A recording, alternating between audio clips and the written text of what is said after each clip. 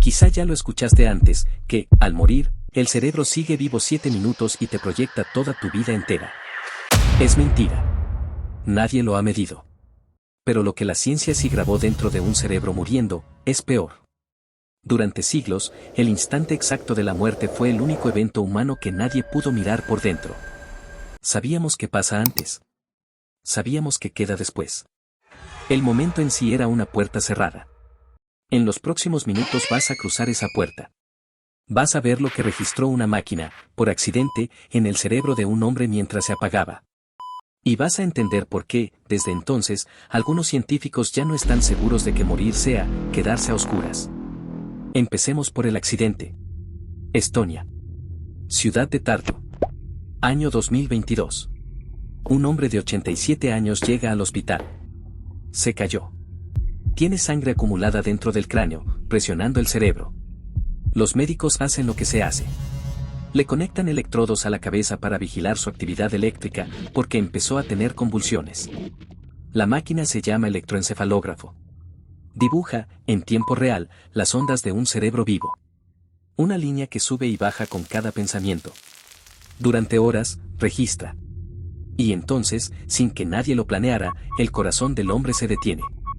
Un infarto.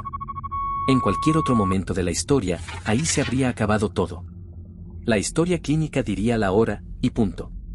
Pero esta vez había una diferencia. La máquina seguía encendida. Piénsalo un segundo. Por primera vez, un cerebro humano estaba muriendo, con un sensor puesto. Grabando cada milésima. Y aquí tienes que entender por qué eso casi nunca pasa. La muerte no avisa. Nadie sabe el minuto exacto en que va a llegar. No puedes pedirle a una persona sana que se deje conectar durante semanas por si acaso. Y en el momento del paro, el equipo médico está intentando salvar una vida, no medir ondas. Por eso, durante toda la historia de la neurociencia, el instante de la muerte fue una caja negra. Sabíamos que el corazón para. Sabíamos que el cuerpo se enfría. Lo que ocurría dentro del cerebro en esos segundos finales era pura especulación. Hasta ese accidente en Tartu. Los investigadores, Raúl Vicente y Ajmal Semmar, se quedaron con algo que jamás nadie había tenido en las manos. 900 segundos de datos. 15 minutos alrededor de la muerte de un ser humano. Pero se concentraron en una ventana diminuta. Los 30 segundos antes de que el corazón parara. Y los 30 segundos después. Un minuto. El minuto que ninguno de nosotros recordará haber vivido. ¿Y qué encontraron? No silencio. No una línea plana apagándose despacio, como en las películas. Encontraron una tormenta. Para entender por qué esa palabra, tormenta, es tan perturbadora, necesitas saber una sola cosa sobre tu propio cerebro. Tu cabeza no funciona con impulsos sueltos. Funciona con ritmos. Con ondas. Millones de neuronas encendiéndose juntas, marcando un compás, como un estadio entero aplaudiendo al mismo tiempo. Y esas ondas tienen velocidades distintas. Las lentas aparecen cuando duermes profundo, sin soñar. Un tambor pausado. Las rápidas aparecen cuando tu mente está encendida. Y las más rápidas de todas tienen nombre. Ondas gamma. Las ondas gamma son la marca de tus momentos mentales más intensos. Se disparan cuando te concentras al límite. Cuando resuelves algo de golpe y encaja.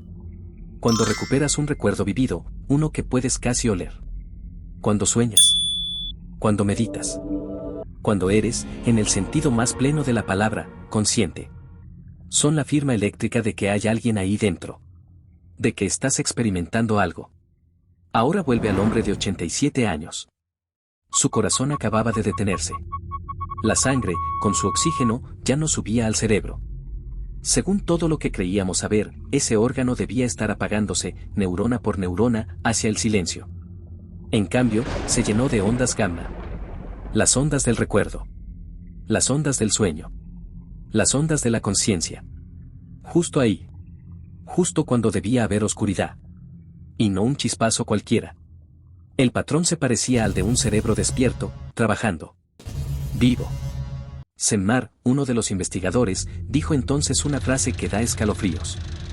Dijo que, al generar ese patrón, el mismo que usamos para recordar, el cerebro podría estar reproduciendo un último repaso. Los momentos importantes de una vida. En un último destello, Antes del final. ¿Te suena? Sí. Es exactamente eso que millones de personas juran haber sentido. Eso que llamamos ver tu vida pasar frente a tus ojos. Durante siglos fue un cuento. Una frase bonita para las lápidas y las novelas. Solo que ahora, por primera vez, no era el testimonio confuso de un sobreviviente. Era una señal. Medida. Dibujada en una pantalla. Y si a estas alturas esto ya te cambió, aunque sea un poco, la forma de mirar la muerte, quédate conmigo. Porque esto apenas empieza. Suscríbete y no te pierdas lo que encontramos aquí, cada semana, sobre las cosas que nadie se atreve a mirar de frente. Pero espera. Aquí está el problema. Un solo cerebro no prueba nada. Y encima, un cerebro roto. Con una hemorragia, con epilepsia, con convulsiones. Un escéptico diría, con toda la razón, que esa tormenta no era un recuerdo. Era un cortocircuito. El caos eléctrico de un órgano dañado apagándose mal. La ciencia también lo pensó. Un caso aislado no cambia lo que sabemos sobre la muerte. Así que la verdadera pregunta no era qué le pasó a ese hombre. Era otra, mucho más grande. ¿Les pasa a todos? Y resulta que, para empezar a responderla, había que retroceder casi 10 años. Y cambiar de especie. Estados Unidos. Universidad de Michigan. Año 2013. Una neurocientífica llamada Himo Borjigin llevaba tiempo obsesionada con esta misma puerta cerrada. Ella no podía experimentar con personas moribundas. Nadie puede. Así que hizo lo que la ciencia hace cuando la pregunta es prohibida. La llevó al laboratorio.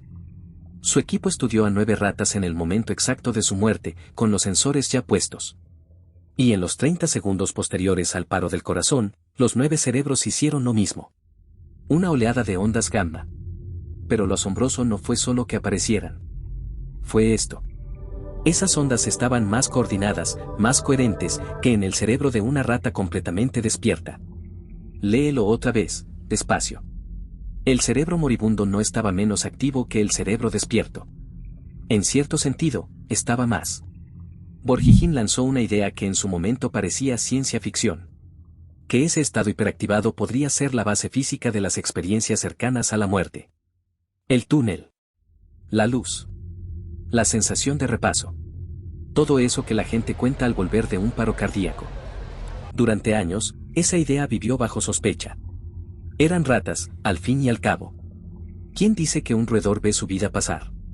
Faltaba lo imposible. Faltaba verlo en un ser humano, con permiso, sin accidente.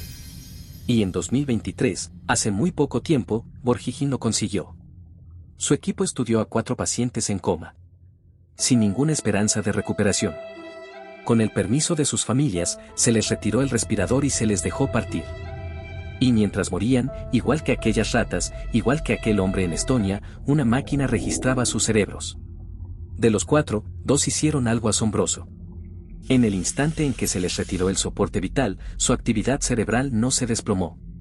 Subió. La misma oleada. Las mismas ondas gamma. Y esta vez pudieron ver dónde nacía. Y ese detalle lo cambia todo. Se encendió en una región concreta.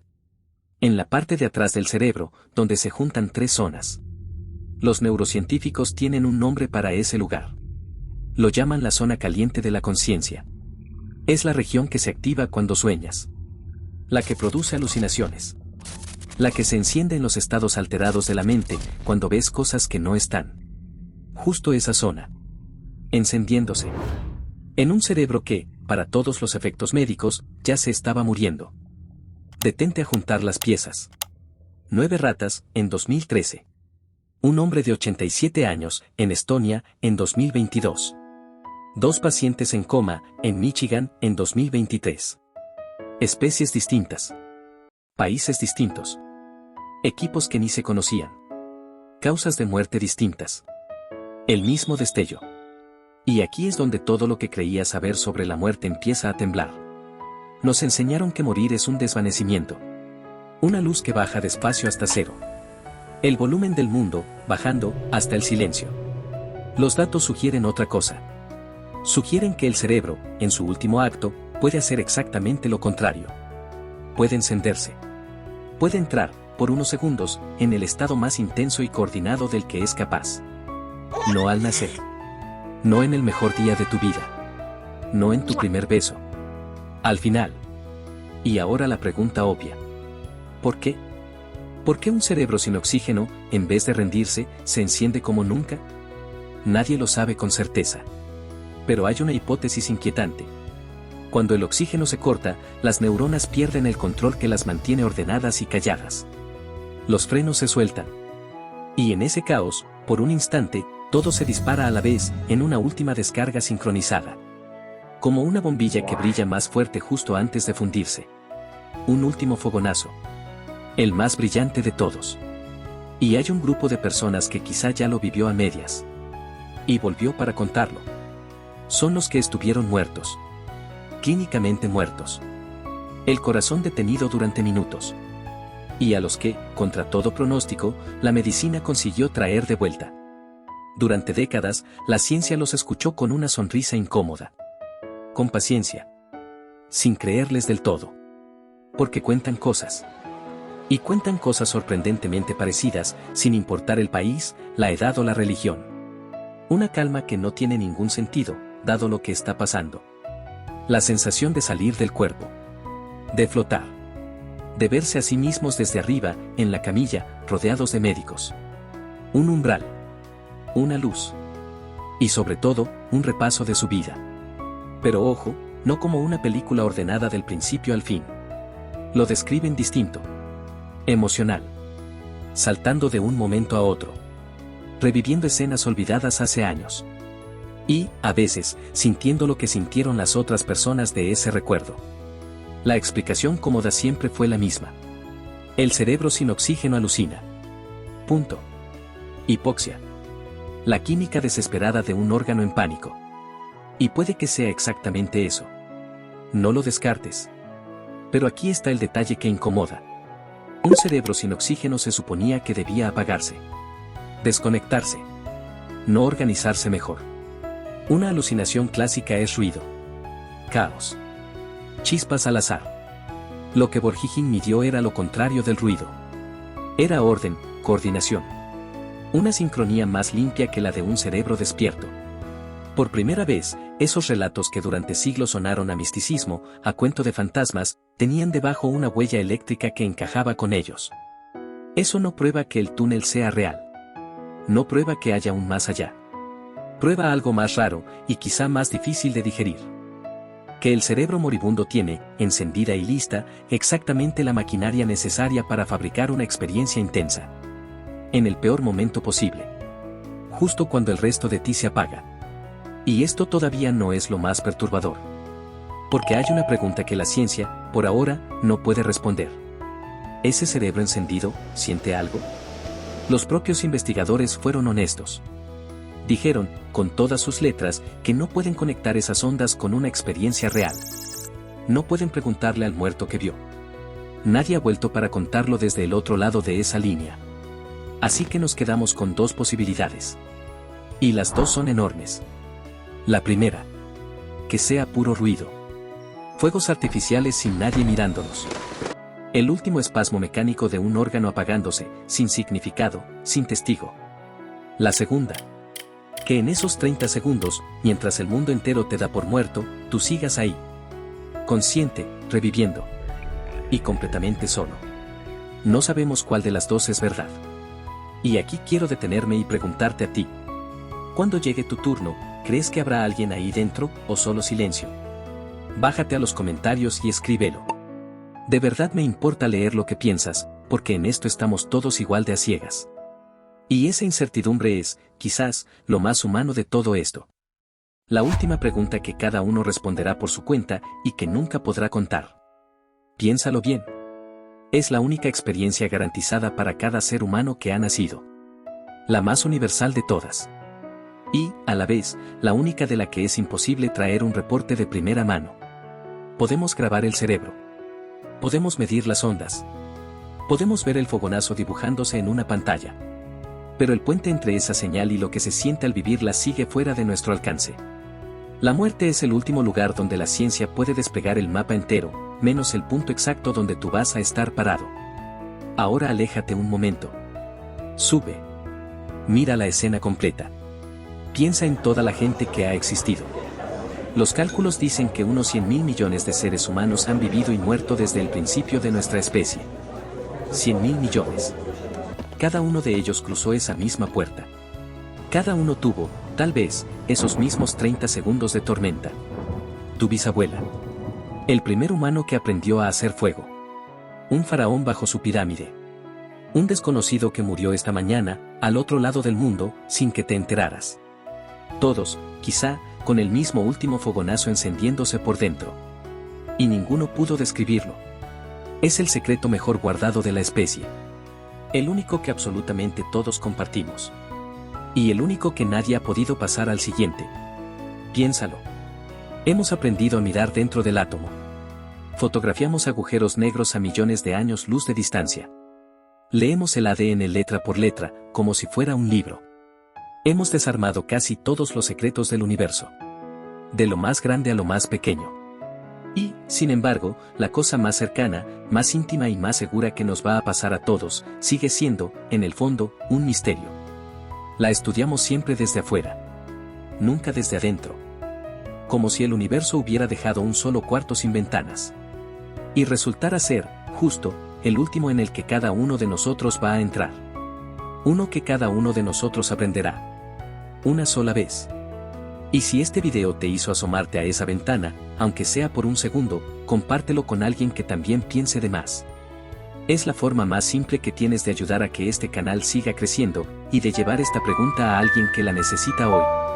Y aquí viene la parte incómoda. La tuya. Si estos estudios apuntan a algo real, entonces tu último recuerdo importa. Más de lo que creías. No hablo del último momento que vivas. Hablo del último que tu cerebro elige encender. El material de ese fogonazo final. Casi todo lo que hacemos, lo hacemos en piloto automático. Repetimos días que se parecen tanto entre sí que el cerebro deja de molestarse en guardarlos. Se funden. Se borran. Y semanas enteras de tu vida se hunden sin dejar una sola imagen que valga la pena volver a encender. Piensa en con qué llenaste tu mente hoy. Una discusión que no valía la pena. Una pantalla que ya no recuerdas. Una preocupación que mañana se habrá evaporado. Ahora pregúntate. ¿Qué de todo eso querrías volver a ver en tu último destello? Porque tal vez, solo tal vez, la vida no se te pasa frente a los ojos al azar. Tal vez se te pasa lo que más grabaste. Lo que más miraste.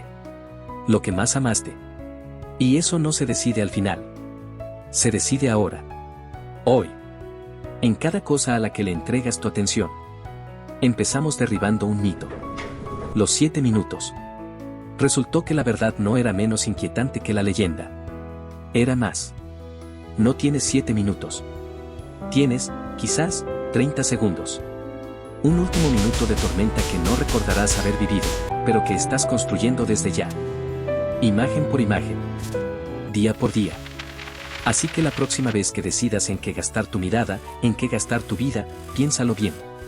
Porque puede que eso sea, exactamente, el material del que estará hecho tu final.